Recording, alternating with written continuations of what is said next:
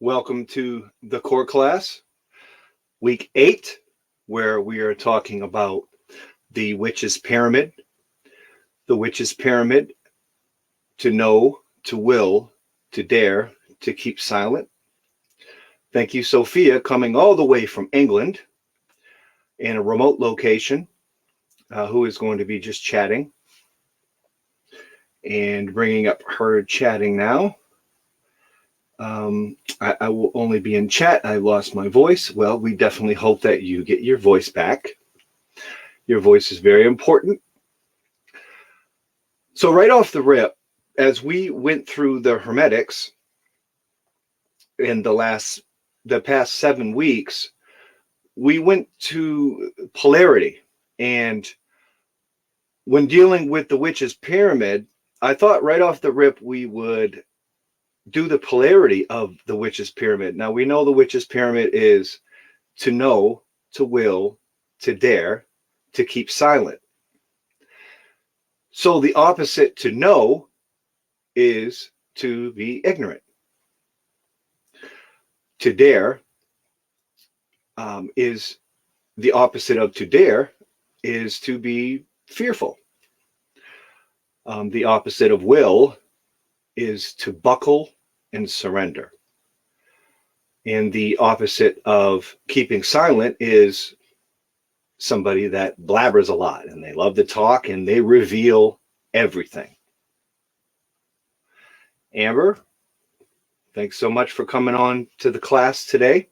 Love. We are talking about the witch's pyramid for the evening's class. Have you heard of the witch's pyramid before? No. You haven't. The witch's pyramid is a formula that was drawn from Hermetics, and it was first brought to occultism by Eliphas Levi in a book in the mid 18th century. And his work was so monumental that the Golden Dawn magical tradition adopted it into their magical school. And in the core class, we've been talking about how a lot of contemporary witchcraft has took a lot of magic philosophies and teachings and formulas from the Golden Dawn. And the witch's pyramid is one of those ideas and philosophies. And it's a really good, effective philosophy to have with the pyramid itself. To know is knowledge. And each one of the pyramid, each one of the principles in the pyramid, to know, to will, to dare, and to keep silent, each one of them corresponds even with an element. To know corresponds with the element of air. And if with the element of air corresponds with intelligence, to know. And there's all kinds of different knowing, like when we read books, when we come to the core class. In some aspects, Amber, by coming to the core class, you're knowing about the witch's pyramid where you haven't heard it before. Yeah. So next, and I know that you love going to pagan festivals. In fact, you just came back from a Mabon festival. Yes. Which you seem pretty excited about. Oh, yes.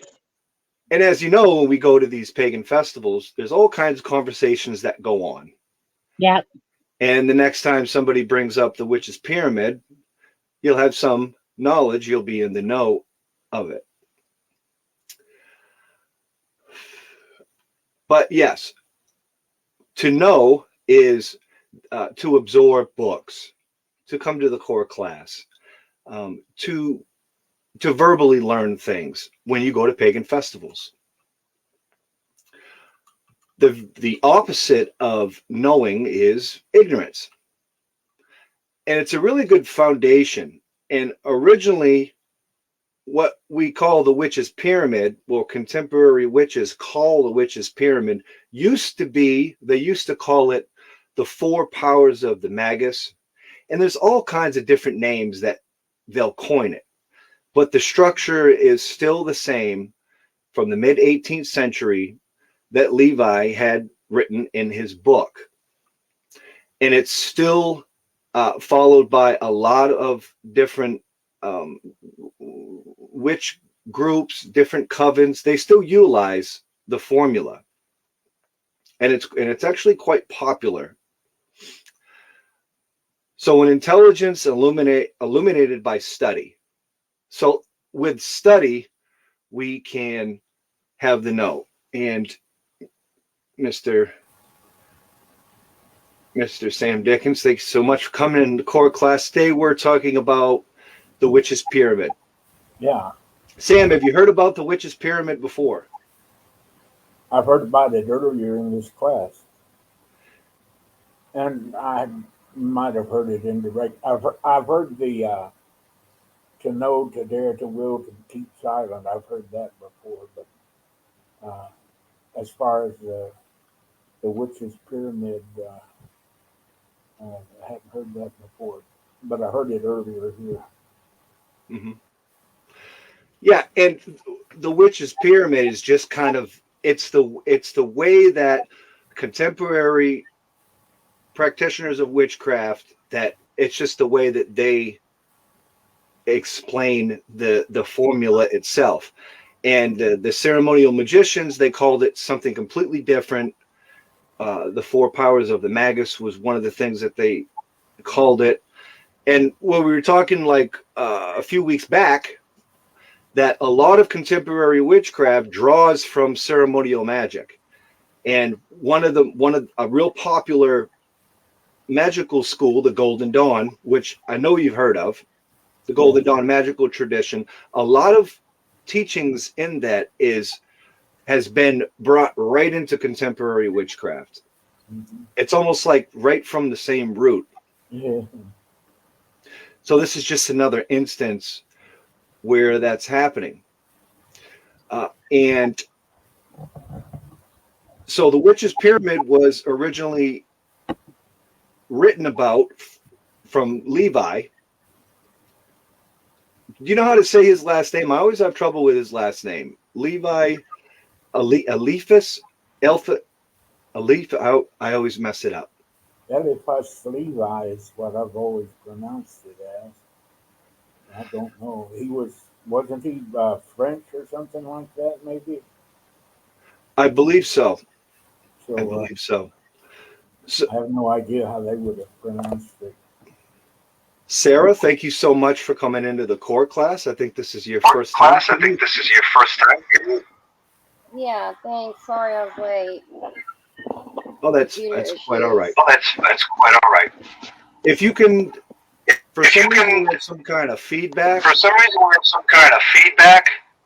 Okay.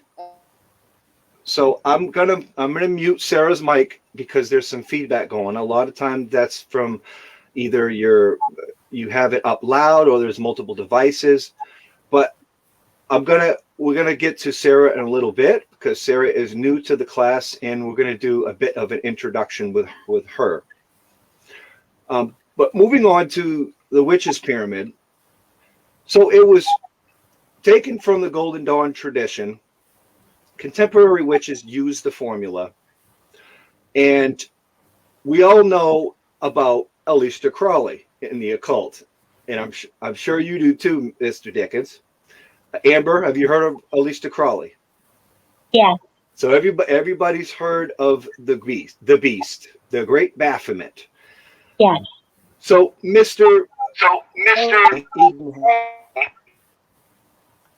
Crowley even had a poke at Levi's work, The Four Powers of the Magus, or the Witch's Pyramid. He even poked at it because originally when Levi wrote it, it was to know, to will, to dare, to keep silent, And Crowley added something to it. He added something called to go. And the reason, I mean, from what I understand, the reason why I think he added something is because the Witch's Pyramid correspond, and there's lots of correspondences in the craft and occultism and magic theory. There's a lot of associations and correspondences, and those are all really important. But he added it to introduce the element of spirit. And it's not traditionally part of the Witch's Pyramid, but it's kind of like, I'm Aleister Crowley, and I want a piece of this. This should happen. So a lot of, in opinion, I feel like a lot of Thelemites may utilize his work, and it's definitely open for conversation because here we are talking about it now. But in the core class, we like to get to the origins, the root of something. So when the pyramid was, well, actually, it wasn't even a pyramid. When this formula was first documented by Levi, that spirit part wasn't in the formula itself, but it is associated with the element of spirit. And I feel like at that time they felt like they didn't need to have the element of spirit, because in that time in occultism, I feel like maybe they already knew that, spirit was, because spirit's within all of the elements to begin with. The second, to know, to will. Well, first off, to know is associated with the element of air, intelligence. And intelligence illuminated by study in books, in things like the core class. We're actually participating in the Witch's Pyramid now with to know, as we're talking in a discussion or verbally or books. So we're actually participating in that. And it would be considered the element of air, because we know that air corresponds with intelligence. To will, does anybody know what elemental correspondence to will would be associated? Is it What Earth? elemental correspondence is will associated with? Is it Earth? You say the earth? Yeah. Mr. Dickens? From what I saw, it was fire in the south. Although I put air in the south, it was in the south, so I assume it was fire. Right. And it is fire. And it's interesting that you put it in a different direction, and that's a whole nother topic. That's a good point. Universally, in like universal occultism, the fire is associated with will. And in the Witch's Pyramid, our will needs to be a will that nobody can break. It's that fiery energy that we're overcoming roadblocks. Nobody's getting in our way. No one's standing in the way of our goals. And it's associated with fire.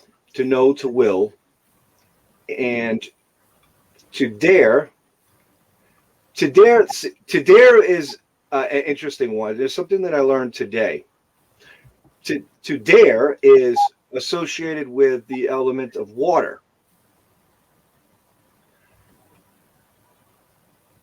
And that has a lot to do with fearlessness. A fearlessness that nobody can break.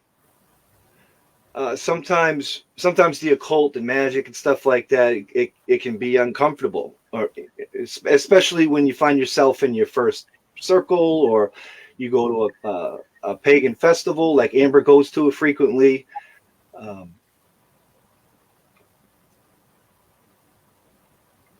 So yeah, associated with the element of water, it's associated with death and initiation.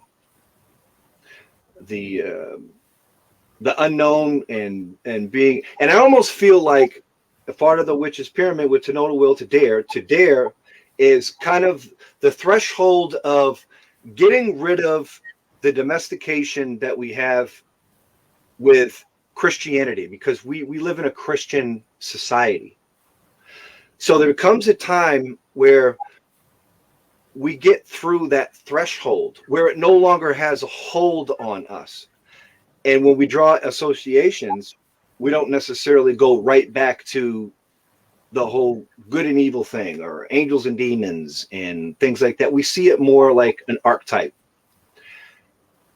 I noticed too that what I read about Eliphas Levi and his starting it, he put, he said to know, to dare, he put that second, and then to will. And then somewhere it got switched around, and a lot of people now say to know, to will, to dare, and put it third. But I noticed that Eliphas Levi had it in second place, to dare, which was odd because he had to skip all the way over from air in the east over to there in the west, and then he went down south to will. But I thought that was, I had to look at that twice to be sure, uh, because I've seen it both ways. I don't think it really matters, I guess. These are not in numerical order or any priority order, I don't suppose. They're just four things in common. But I thought that maybe Levi had a little bit more, maybe even in his time and his place, to dare was an important part of the triangle. Mm-hmm. The next one is one of my favorites, and it is to keep silent. And this is one that I see a lot of folks in our community simply don't follow anymore. Today, you have people that go on social media and they say, we're all going to cast a spell. We're all going to go here at a certain time, and we're going to do this. That completely goes against the formula of the witch's pyramid, the formula that Levi documented in the mid-18th century. It goes against it. It goes against the formula of the four powers of the Magus. When we tell everybody what our intent is or what we are doing, what that does is put those thought forms out there into the ether, into the astral, and it gives people the opportunity to affect what our intent or what our will is. I was just having this discussion with somebody earlier today that some of the pioneers in the craft in the 70s, maybe the 50s, 60s, and 70s, their magics were a hell of a lot more potent in the aspects of they kept silent. You didn't hear about what they were doing. You couldn't go on social media, you couldn't go on Facebook and find out what was going on. It was always secretive. Secrets yield power. Silence also extends to other people who practice the craft. Back in the day, you could never say such and such is the practitioner of the craft, because that such and such may lose their freedom. They might end up in jail. They may have a bunch of people with pitchforks outside their house with torches, and all of that was going on. So in those days, it was really important to keep silent. You would never utter another practitioner of the craft in any way. Most magical operations are much better not even talking about it. And we shouldn't talk about our magics because it gives other people the opportunity to put their thought forms and infuse their own will and intents with ours. Time and time again, people will come to me and say, I think such and such put a spell on me and they're doing bad things to me because of this and that. And what I say to those people is this. If somebody told you that they're going to put a spell on you, they are full of it. They're full of crap.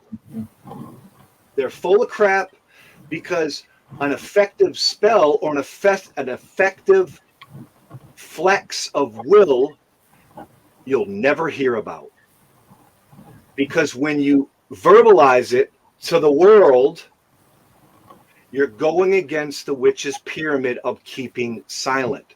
That formula that Levi was talking about in mid-18th century was for a reason. Another association that I learned today that I have to share with the class is today I went through how the witch's pyramid associates with every element. And what I found was that to be silent corresponds with the element of earth. And I asked the question, why is it associated with earth? What's the connection? And the connection is we have to bury ourselves in earth so we don't say anything. That's the best like analogy that I really could come up with that. The earth is associated with hidden things because the earth that we walk on is just a tiny piece of the earth. The greatest mass of the earth is hidden underneath. We never see, the earth is huge and it's all underground. It's this stuff that we walk on the surface of the earth is just the tiniest portion of the earth. So most of the earth is hidden from the light, and everything in the earth lives in solitude because you can't see what else is under the earth. Please go away. So the earth represents a solitary secret realm when you think about it. You don't think about it very often. We think of the trees and the hills and the living things, and the sky above. But the essence of the earth is inside the earth and it's hidden. We do not know what is in the earth. We only know what is on the earth. So that's why the earth represents secrecy. Good stuff, Mr. Dix. Thanks so much for that. So the witch's pyramid, also called the four powers of the Magus, originally transcribed by Levi, mid-18th century. To know is the element of air, to will, element of fire. To dare is water. To dare is the water, and to be silent is our earth. Crawley comes around after Levi, implements to go, and tags it spirit. Anytime that we do a magical working, and anytime that we're feeling a little witchy or at a full moon, or you're just whatever you're into and however your filter moves you to work your magic and live that magic, to reflect on that formula, to know, to will, to dare, to keep silent, Using that formula will only help you in your magics in the way that you express your spirituality within the craft. 100% good advice. Can somebody tell me what the opposite of to know means? What is the opposite of knowing? Ignorance. Amber said ignorance. I'm going with that. What about the opposite of daring? What's the opposite, if you would say that to dare? What's the opposite of daring? Um, To fear? Right. Yeah. Right. To fear. And what is the opposite of will itself? laziness. What was that, Amber? Laziness. Yeah. You could say laziness. Yeah. You could say that. That's one way to put it. What about the opposite of keeping silent? Advertising. Right. So if we're using that formula to work magic, and Sophia, right, blabbing, that's right. Absolutely. If we're working the formula to work our magics and we just use the witch's pyramid as a guideline, it's very effective.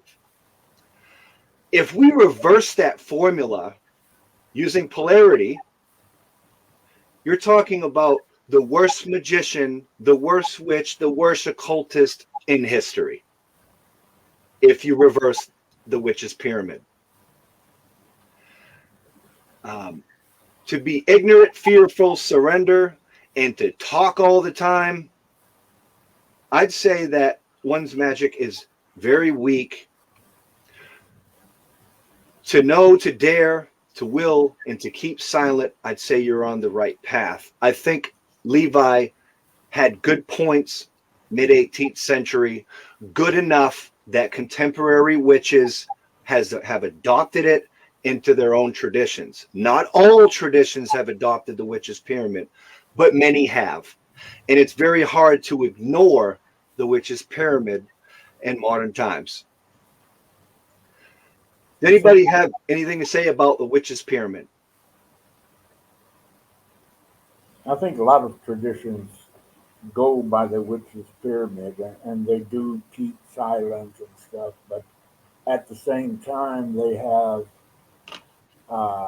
an outreach, which they may have open rituals, and everybody knows it's mostly celebratory. It's not where you're raising power or anything, but it's a way of meeting people who are interested in the craft and feeling them out.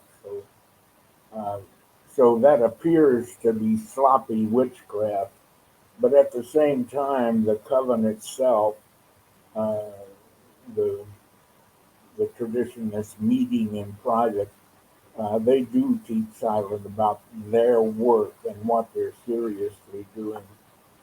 I think so. You kind of have to go both ways, Mm-hmm. and it's good because the outreach and the openness helps us overcome the superstition and the lies and propaganda about witchcraft, and helps us present it as something that is harmless, uh, however harmless it may or may not be. We can present it as something that people do not need to fear. It's just another way of worshiping God or whatever. But you need that. You need the pyramid part too, very much. That's for the serious stuff. Thank you, Mr. Dickens, once again. You always have such great insight, and I'm very glad to have you a part of the core class. Thank you. Now, moving on to Sarah. This is Sarah's first class on video, and it's great that you are all here. There are other people that are in the core class. They're just not on video today. So, Sarah, great to have you on board. If you can open up your mic, I would love to hear about where have you been in the craft?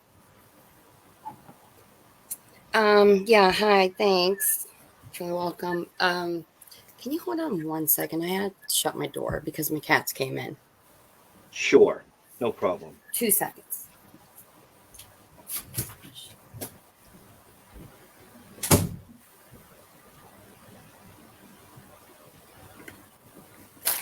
Okay, sorry. Well, I I'm kind of one of the people that buy everything that I need, but not really start because I have no one. I guess my mom is very super Catholic. I was raised super duper duper Catholic. And just everyone around thinks it's like evil and stuff. So like I don't so I haven't really done anything yet, but I know that I'm supposed to be on this path because I have certain abilities, and this is what interests me and has interested me since I was a little girl.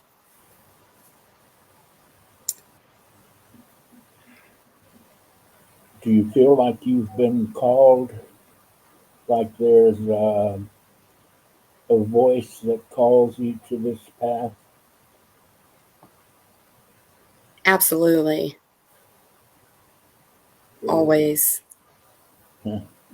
But it took me 3 decades to finally come to it, to be able to.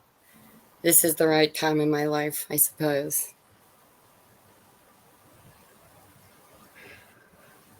Plus, I have 3 sons and my husband, and they just take up all the space.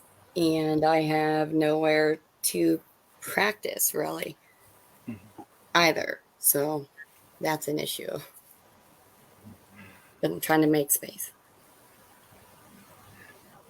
People often talk about practicing the craft, and one of the things that I really want to make clear in the core class is we should be living our craft.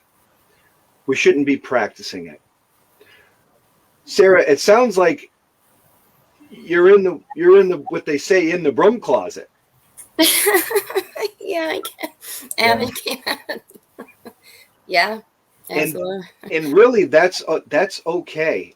It's okay to to have that going on. I mean, there are still some pockets of bigotry within the country where if people in your particular community find out about your spirituality, you could lose your job, you could be ridiculed. Those things still happen. Not so much as in the past, but it's still present now. Does your family support your spirituality, or do you have to hide it from them? Well, my husband supports it. My kids are teenagers, so they don't care either way. They think I'm weird, probably, because they're in that age group. And my mom, she thinks it's evil. No matter, I send her things, but and I'm not seeking their approval or anything. It's just, I guess, hard to get started, or I suppose come out of my closet. I guess I don't know where to go when I do come out. Mm-hmm. That makes sense. Well, the core class is definitely a good place for you to be. In the core class, we don't teach you the way that we do it. We want to try to guide you to unlock your own spirituality so you can do it the way that you do it. Right. When people say that, well, witchcraft and the craft is evil, the best advice that I could give is witchcraft is a nature-based spirituality. Within nature, within the scope of Mother Nature, good and evil does not exist. Good and evil is a man-made concept. And it's really a core belief system that's been ingrained into culture, American culture, through Christianity. Within Mother Nature itself, Mother Nature doesn't know good and evil. Mother Nature knows survival.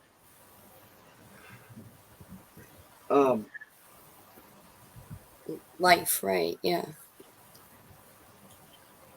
Sarah, where do you want to go in the craft? What's your ambitions?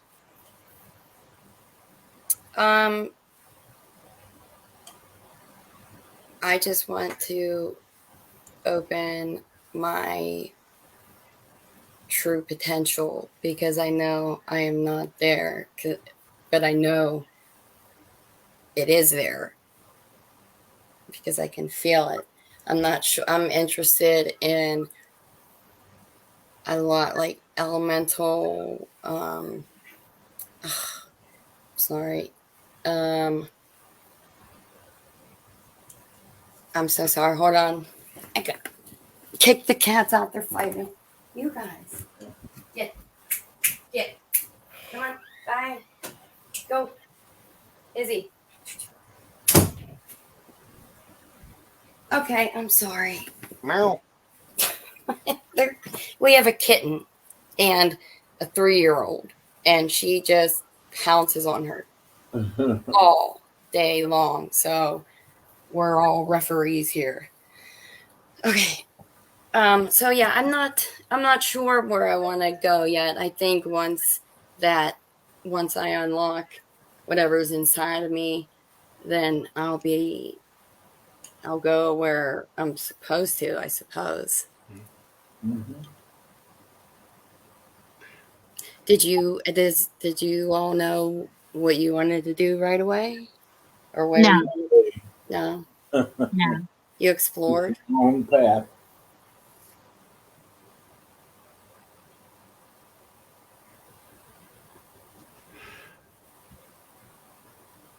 Yeah, Sarah, you're in a good place.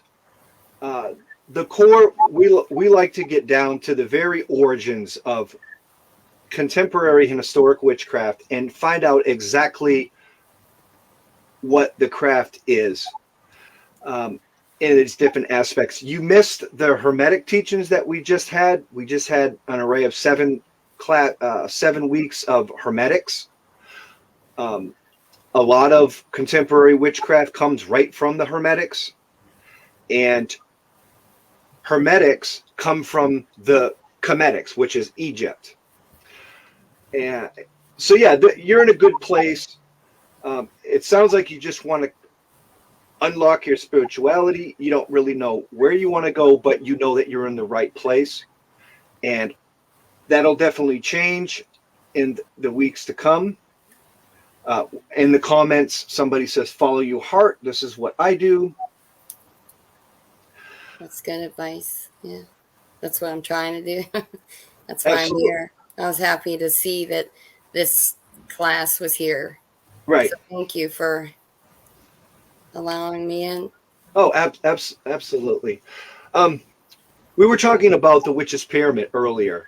And Sarah, the will is a lot to do with what you're going through now, because you're willing to seek as much as you can and do anything that you can to learn your craft, to unlock your spirituality. And we have to have that will on fire. It has to be burning. And it's a lot of work. One of the things that I stress in the core class is, and again,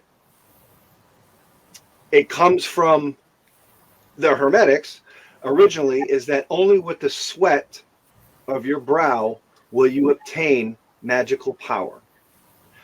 Only with hard work, only with will. So Sarah, I think that would be that's a good enough introduction for me. Does anybody have any questions or good advice or they want to say to Sarah? I'll take anything.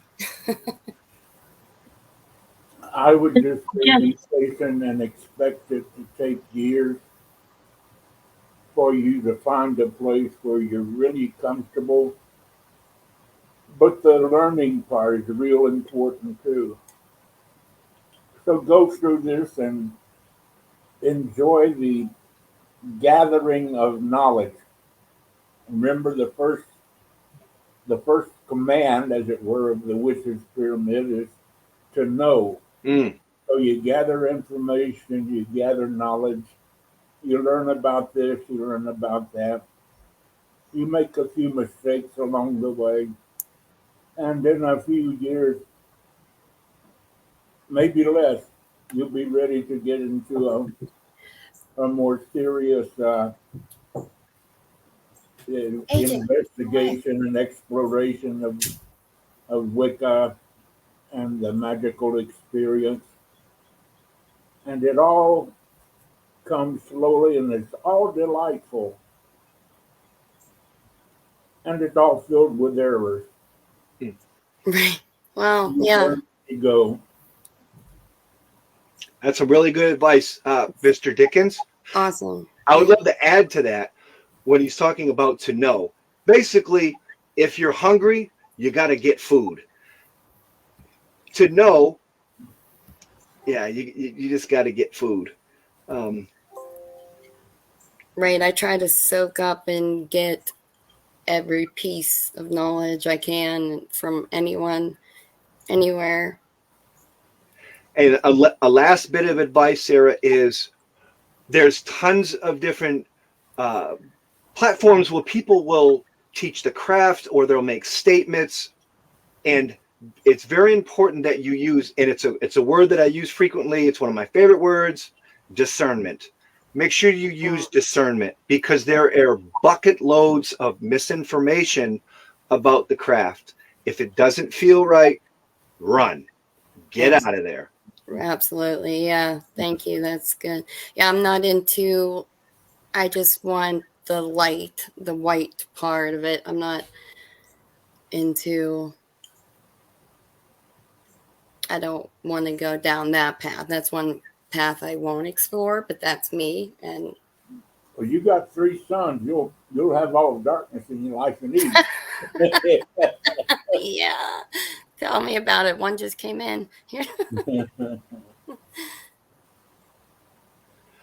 So that about wraps up the core class. Thank you guys so much for week 8, where we discussed the Witch's Pyramid. Had a short introductory with Sarah. It has been documented. I will see you all this Sunday. Merry meet and merry part and merry meet again. Bye. Thank you guys so much. Bye. Bye-bye.